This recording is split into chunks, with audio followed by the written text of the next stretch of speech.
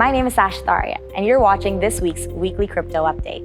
We've been very busy behind the scenes expanding our focus from cryptocurrency and blockchain to other technologies as well, as the space is always growing. Let's dive into this week's news.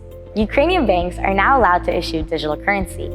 The Ukrainian government is moving forward with its central bank digital currency plans, as the National Bank of Ukraine is now officially authorized to issue a digital currency. President Vladimir has signed a law titled on payment services, officially enabling the country's central bank to issue a CBDC, the digital hryvnia. The new law authorizes the National Bank of Ukraine to set up regulatory sandboxes for testing payment services and instruments based on emerging technologies. The new legislation also requires close collaboration between the Ukrainian central bank and local startups in the payment market, taking into account the demand of the private sector. Initially approved by the Ukrainian parliament in late June, the law is expected to stimulate the development of financial technologies in the country, allowing private fintech companies to establish corporations with banks and have more business opportunities. Among other intentions, the newly signed law is also designed to adapt the Ukrainian legislation to the legal framework of the European Union, which would eventually allow integrating the country's payment system with the one of the EU. The legislation is based on modern requirements and takes into account the standards of European regulatory acts, including the Payment Service Directive 2 and e-money directive. Let's move on to talk about how Binance is banned in Malaysia and is given 14 days notice to shut down. Malaysia is the latest regulatory theater to come after Binance, as authorities in the country have accused the exchange of continuing to operate in the country illegally. According to an announcement released on Friday, the Securities Commission in Malaysia has served a public reprimand against Binance, calling for the exchange and all the entities to cease operations in the country. The Securities Commission stated that Binance continued to operate in Malaysia despite previous warnings.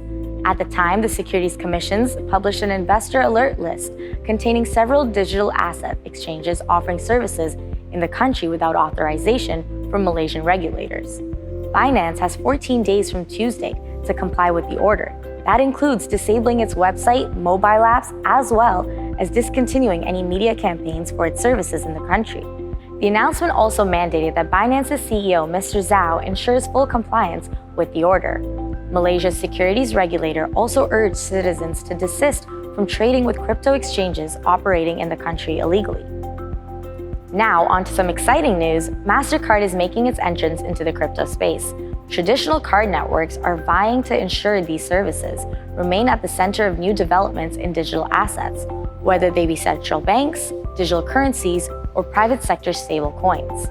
In February, Mastercard unveiled plans to support crypto in 2021, paving the way for its nearly 1 billion users to spend their crypto at over 30 million supported merchants worldwide. Earlier this week, the company announced a new startup engagement program as a part of their Mastercard Start Path, an accelerator program aiming to support fintechs and companies working with the digital assets, cryptocurrencies, and blockchain technology. The latest to be onboarded includes blockchain oracle startup Supra Oracle's blockchain infrastructure provides Stacks, digital asset firms, Taurus, and Mintable, a marketplace for issuing and trading NFTs. On the public front, the company's also rolled out a virtual testing environment designed to help central banks stimulate issuance, distribution, and transactions of CBDCs between multiple parties. The platform is geared for both wholesale and retail CBDC designs and offers practical insight into how, among many other possibilities, a CBDC could be interoperable with existing payment methods and be used to pay for everyday goods and services. The CEO of Mastercard argued all of these countries have to make a trade-off between existing delivery of financial products and what a CBDC is solving for, whether it's financial inclusion or cross-border payments. We have experience with all of that. This is all very exciting news to hear. If you enjoyed watching our video, like and subscribe below. Thank you for watching. See you next week.